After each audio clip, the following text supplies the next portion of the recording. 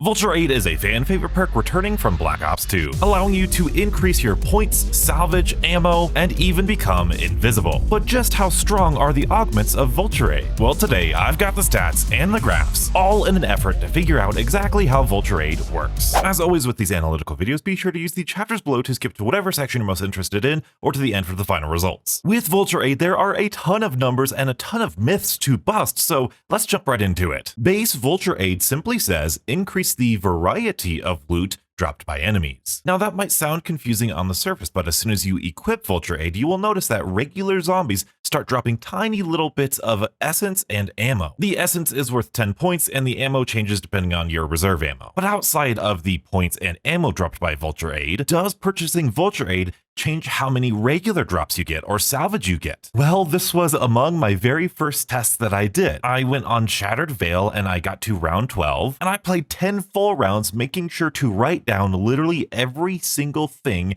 that dropped from zombies, every single armor plate and piece of equipment. And then I bought Vulture Aid and did the exact same thing for another 10 rounds total. And here are the results. First of all, you can see just how many armor plates drop when you're just playing regular zombies. They're so frequent. I also kept track of my salvage just in case the salvage drops were affected by Vulture Aid. And then down here we have the 10 rounds that I did with Vulture Aid. And keen-eyed viewers will notice that just looking at this chart, there seems to be less equipment than the default rounds. And when we calculate that, when we look at that, that is actually true. In a big twist of events, we only got half as much equipment, as in like lethals and tacticals, than we had with our regular default settings without Vulture Aid. The salvage gain was about average, it was about the same. Armor plates were about the same, but then the pieces of equipment were substantially different, literally half as much equipment. Now, I do want to point out, even though I say 10 rounds of testing this, there were only about 36 kills per round, and personally, I feel like I probably should have done this a little bit longer. Maybe 20 rounds, maybe 15 rounds, I don't know, but I do think I'm mostly confident that this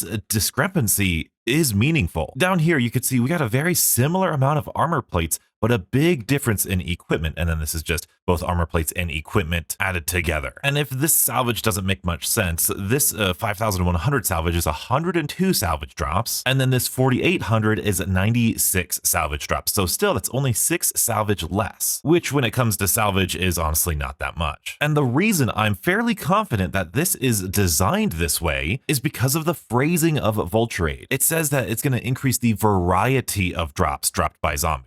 And so even though we're getting less equipment, we are getting points and ammo. And once again, this is base Vulture Aid. I did 10 full rounds counting every single time a point dropped or an ammo dropped, and I calculated all of the totals here. After 10 rounds, remember 10 rounds of 36 kills, so 360 kills, about 360 kills, we got 52 bonus points and 31 ammo drops. So in 300 kills, we got 520 more points, which is honestly a lot less than I expected. In terms of percentages, it seems as though points have a 14 to 15% chance to drop from any given zombie, and then ammo has like an 8.5 or 9% chance of dropping from any given zombie. Now, when we put both of these numbers together, sorry if you saw these numbers change a little bit, they were doing the wrong calculations, but this chart down here in this graph kind of paints a good picture of that variety that Vulture Aid was talking about. We still get the same amount of armor plates, which I think is really good, but you're sacrificing some equipment for some more points and some more ammo, which in my opinion is worth buying Vulture Aid for. Yes, and just like you, I had the thought, well, 520 points over 300 kills, that's not making up the points that I used to buy Vulture Aid, but I don't think that's a fair way of judging a perk's usefulness, because most perks don't earn their worth back through points, they earn their way through different types of powers and, well, perks. And the perk of Vulture Aid is you get more ammo, and yes, even a little bit of more points. And over time, yes, this absolutely will gain you points to buy Vulture Aid. I guess technically you just have to play long enough. And so I just want to be honest here. I want to double down and say I don't think 10 rounds with 36 zombies is enough enough for this testing, but with the phrasing, the specific phrasing of Vulture Aid with that variety of drops, and with the data that I saw right here, I'm fairly confident that simply buying Vulture Aid will decrease the amount of equipment that you get in favor for these ammo and point drops. And between you and me, I rarely use the equipment that falls on the ground, so this is a pretty good perk. But now let's get into the augments, starting with Condor's Reach. Condor's Reach says auto pick up loot from further away. How much further away? Well, by default, you're gonna pick up stuff at about a meter and a meter and a half. But you put on Condor's Reach and you're gonna get a whopping, and I mean that now, a whopping 4 meters. And 4 meters is the furthest away that I saw I picked something up. But also, I do want to mention that it seems as though auto picking up stuff can be pretty glitchy and weird at times. Like sometimes I would, when testing Condor's Reach, I would be right on top of a piece of salvage or an armor plate and it just wouldn't pick it up. But for a majority of the time, I felt like I had the force. I was picking up everything just that was anywhere close to me. I am very surprised at how fun this was, as weird as that sounds. It's just a very convenient augment. Definitely not the strongest, but pretty convenient. Now let's move on to both a convenient and a powerful augment, Picky Eater. On death, zombies have a higher chance of dropping your current equipment. And so once again, I did another 10 rounds with Picky Eater, and I was running a frag grenade and a decoy grenade. And of all of the pieces of equipment that were dropped, well, first of all, we dropped a total of 24 pieces of equipment. Of those 24, 17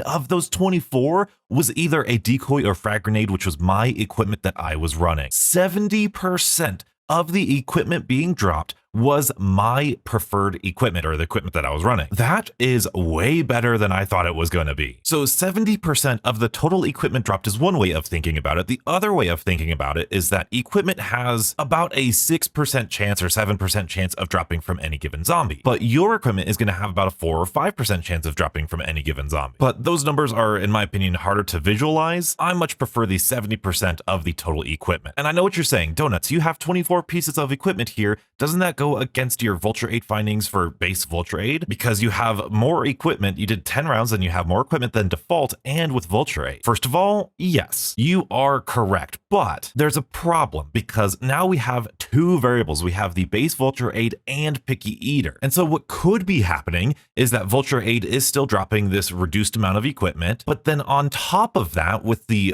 Picky Eater augment, that augment could be adding drops specific to whatever thing we're using to the pool, therefore increasing all of our equipment. And the reason I think that is because 24 is substantially more than the 16 we got by default. If I were to do this again, I would 100% do way more rounds, but I do just want to be transparent with you and show you my process and my numbers. Now let's round out the minor augments with Carrion Luggage. Critical kills have a chance to drop extra salvage. Now I did do a video on this specific augment when Vulture Aid was released and I got mixed results. And I was hoping that this test would be the definitive test, because what I did was I once again did 10 full rounds trying my best to headshot every single zombie that I could and measure just how much salvage we gained. And you can see that right here. With our base doing as many headshots as I can, obviously I didn't headshot all of them, but we gained about 3,900 salvage in about 328 headshots. Now when I put on Carrion Luggage, we got 4,650 salvage in about the same amount of headshots, 327, which is just 1 headshot less. So clearly an improvement, which is what we expect to see. But then I thought, do headshots affect salvage by default? So I played another 10 rounds just doing body shots, not getting a single headshot, which was a lot easier. I once again counted my salvage and I got more salvage than my regular base control. And then of course, being scientific, I did the exact same thing with Carrion Luggage and I got more salvage than the other body shot test, but less salvage than the Carrion Luggage headshot test. I know that's a ton of numbers, so I made a really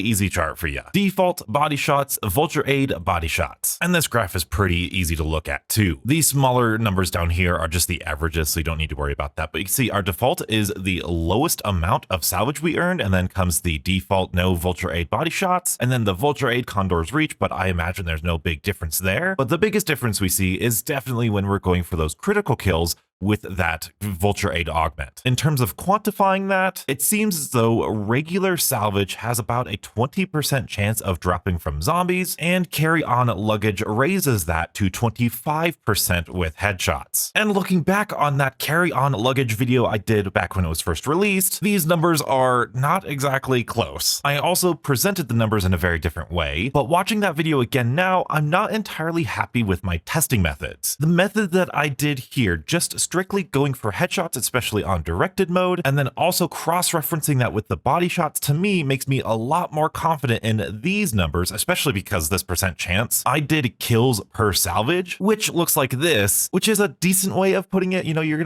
need to kill 4.5 zombies before you get 1 salvage, but I thought the percent chance per zombie might fit a little bit better. And once again, I just have to say, I did 10 rounds, but looking back on this now, I wish I had done more, but hopefully you can see by now that if I had done more than 10 rounds with all of these things, this video would have taken even longer than it did. So I'm not saying that these are 100% the actual numbers, just the numbers that I personally found. But let's move on to something that I am pretty confident in, and that would be parting gift. Vulture Aid ammo drops give more ammo to wonder weapons. And we finally have our very first secret ability. So if you're unaware, there are 2 different types of ammo drops in zombies. There's the regular ammo drop that is dropped by special and elite enemies, and then there is the Vulture Aid ammo that is dropped once you buy Vulture Aid. Now, this augment specifies that you're going to get more ammo from the Vulture Aid ammo drops. But when you have parting gift, you get more ammo from both the Vulture Aid ammo drops and the regular ammo drops. And this is specifying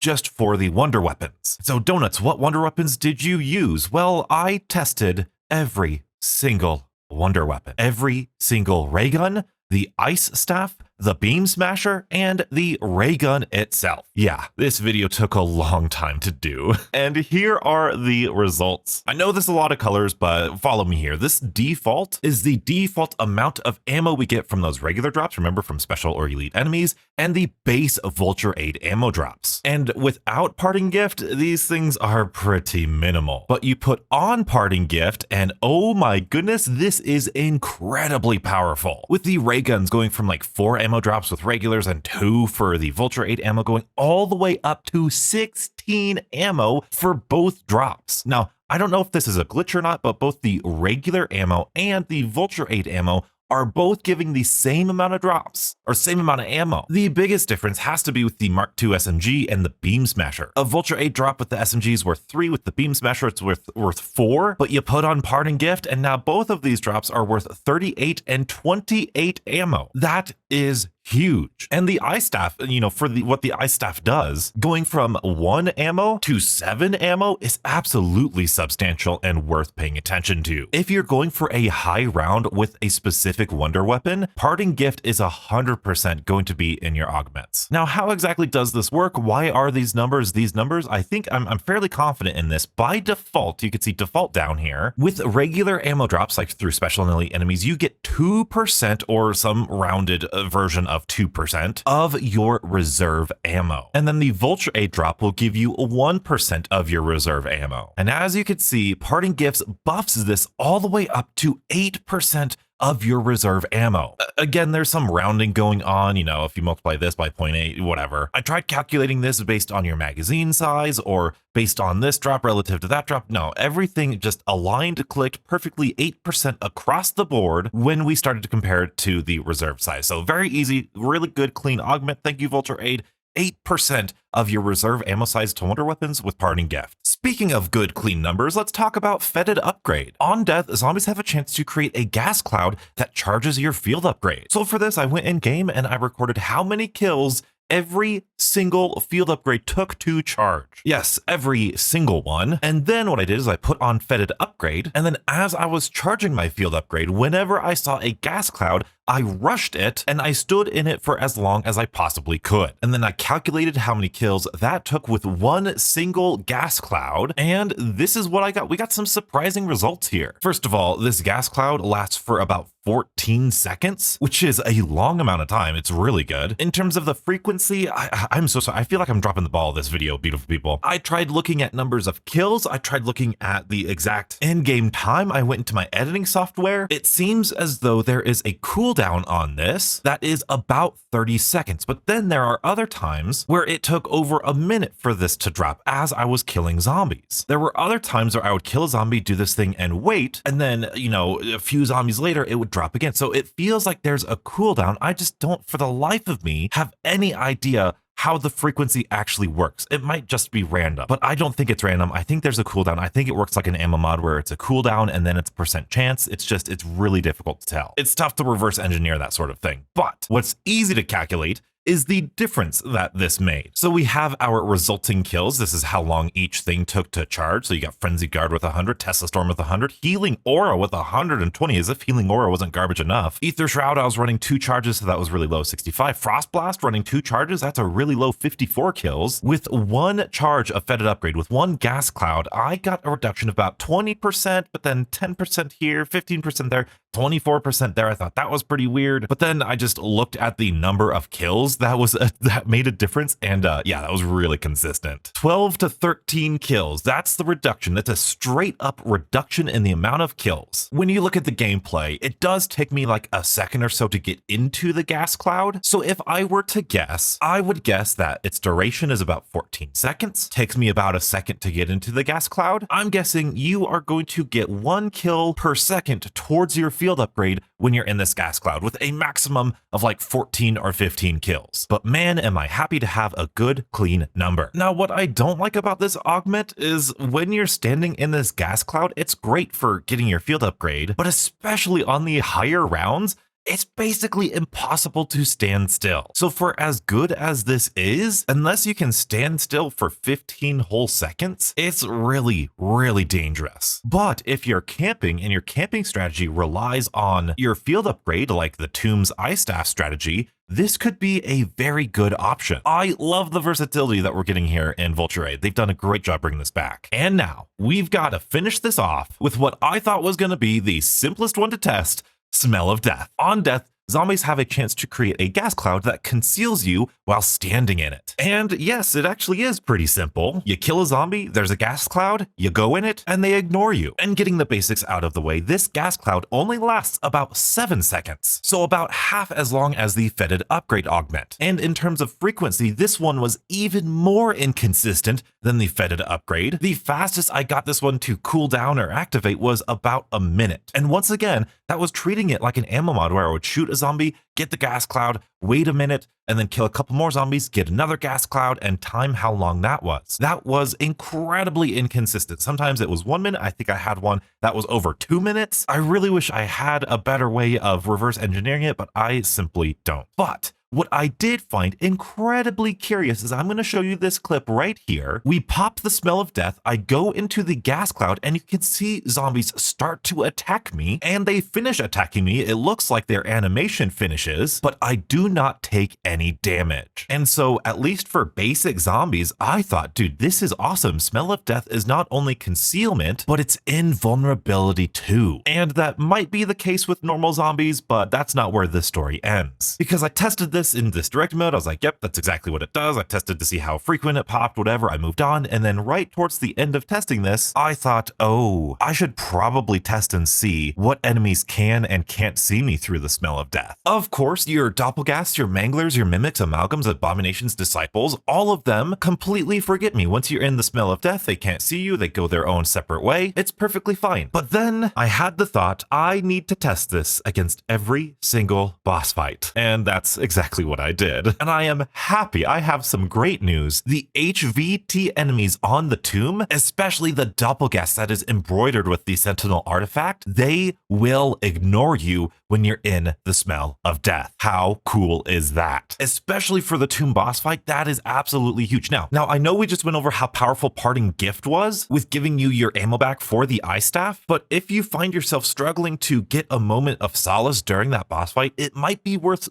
switching to the Smell of Death to get yourself an extra 5 seconds. And so then I took this into Terminus and went up against Patient 13, and this one was kind of disappointing. You see, Patient 13 isn't really a boss that targets you specifically. It's mainly like an environmental hazard that you need to stop. It's going to do its attacks whether or not you're there. This is something that we can easily see when we have an Ether Shroud or an Idolize. It keeps going even though it can't see you. But the tentacles, on the other hand, from what I'm testing, I'll show you the gameplay, it looks as though the tentacles also still see you, even in the smell of death. I'm sitting here, I get a piece of gas thrown on me by the tentacles when I was fully encased in the smell of death, and to make it even worse, I'm actually not invulnerable because I'm taking damage from the gas. So either I just got really lucky with the invulnerability from the regular zombies and they just like canceled their attack and that's what I saw, or you really do get invulnerability, but only against regular zombies. And unfortunately, the smell of death is pretty worthless against Patient 13, unless of course you are in the back corner, you kill some zombies and you have that amalgam on that last stage, that will ignore you and you can focus more on Patient 13. So not entirely useless, but just doesn't have as big of an effect. And so a little discouraged, I went on to use it against the Guardian and the Z-Rex, and it was pretty difficult to get it to pop, but once I did get a smell of death to pop, I stood in it, and what do you know? The smell of death will hide you from the Guardian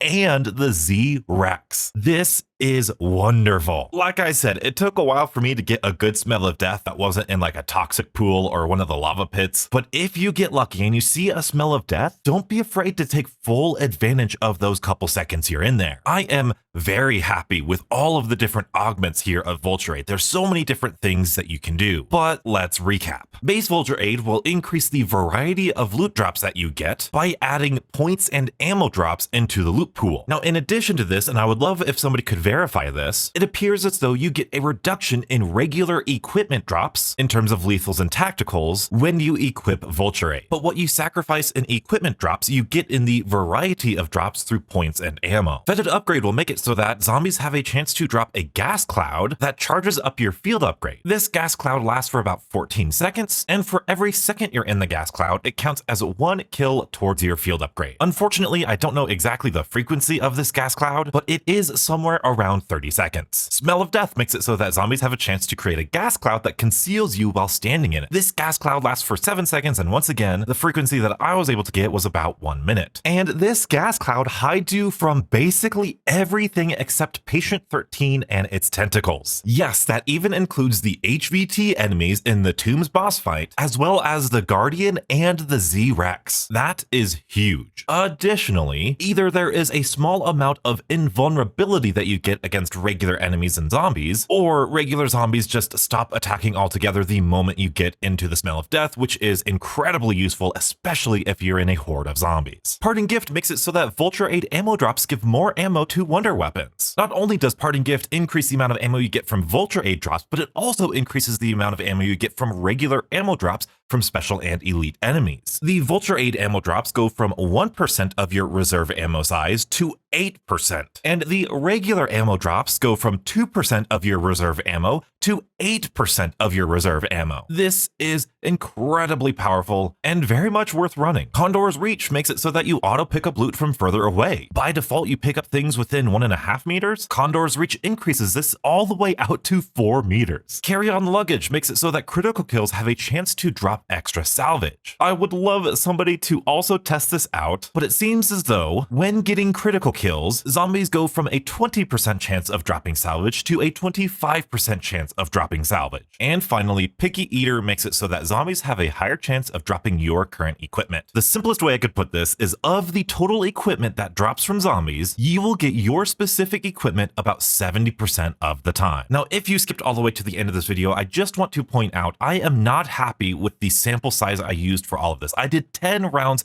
of a directed mode at round 12 for all of this testing, which sounds really good, and it's 360 kills per test, but I still feel like these numbers are too variable. So I just want to show you a little integrity here and say that I'm not exactly happy with this testing either. And if anybody wants to help me out or has any suggestions of how I could do this a little bit simpler, I would love to hear it. In terms of Augment Recommendations, this is one of the few perks that I feel like is balanced so beautifully. Every single one of these augments is useful in a certain situation. They knocked it out of the park with Vulture Aid. This might not be the most powerful, overpowered perk ever. You need Vulture Aid, but what it does really well. If you want extra salvage, put on Carrion Luggage. If you're camping and you want to use your field upgrade, put on Fetid Upgr-Aid. If you just love spamming your specific pieces of equipment, or especially in a boss fight, Picky Eater is the go-to. Parting Gift is fantastic for wonder weapons, and the Smell of Death acts like a 7-second ether shroud, and it's genuinely so good. And Condor's reach is just really fun. It's fun to pick up things from so far away. You feel so productive. And so I would recommend doing all of the augments. I know that's not what you want to hear. I know that's not like the meta on YouTube, but that's honestly how I feel after testing this out. This is a wonderful perk. I'm so glad it's in Black Ops 6. Now, if you want to see something else that I'm happy that's in Black Ops 6, I dissected Shatterblast. I know that sounds crazy, but it's way better than anyone gives it credit for. Don't believe me? Be sure to check out the breakdown right here and stay beautiful.